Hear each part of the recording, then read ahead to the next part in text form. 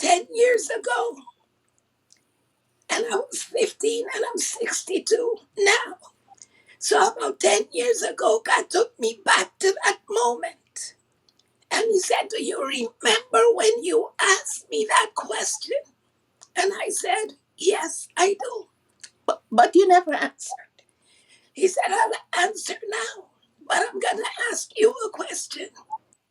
When things were happening to you and you were going through certain abuse and you felt like you left your body and you can see what they were doing to you, how did you feel? And I had to really think about that. And I said, I felt safe. He said, do you know why? I said, no. He said, because in those moments when your body was going through what it was going through, I still had you within my arms.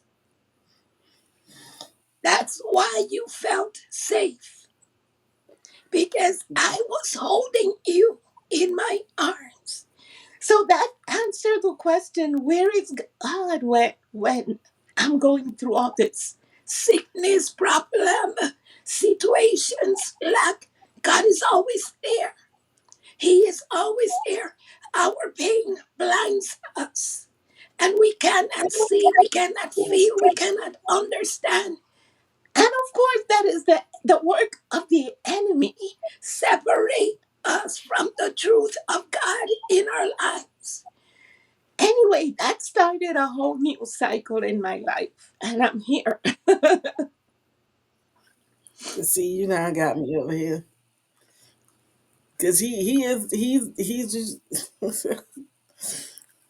God has a crazy sense of humor. You know that? Oh yeah, yeah, He has a crazy sense of humor. Oh wow. And when he's ready to show you something, it's always mind blowing. yes. It's life changing. And like I'm hearing the song, um, uh, the song Big God. Literally, that's what he is. Yes, Because when he comes, he's like, "Now you okay? I hear you, but when I come, I'm coming. When I come, I'm gonna show out because I need you to know that this is me. You won't yes, think it's nothing else, but it's me." yes. I, So, I talk a little bit about the muted cage. The name, I had several names for the book because in 1993, Holy Spirit inspired me and I heard the voice, write your story. And I was so happy because in my mind it's like, oh, I'm going to tell everything that they did to me and whew, I'm going to empty myself. And God stopped me. He said, no, that is not the intention of it. You will not write that book as a victim. You are going to write that book as somebody who witnessed the abuse. And you are going to share it with people because there are many people, first of all, that have gone through many of the things that you have gone through. But they think that they are the only one because nobody talks about these things. Number two, there are a lot of people that have not experienced the kind of abuse that many have. And they look at a person and they say, oh, that person is just so bitter, they're crazy. They misbehave, they have this problem. And very few people take the time to seek within the person what is really going on.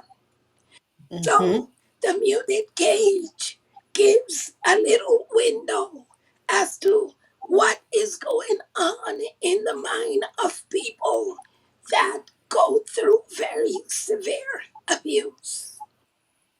Mm, mm, So it had many names.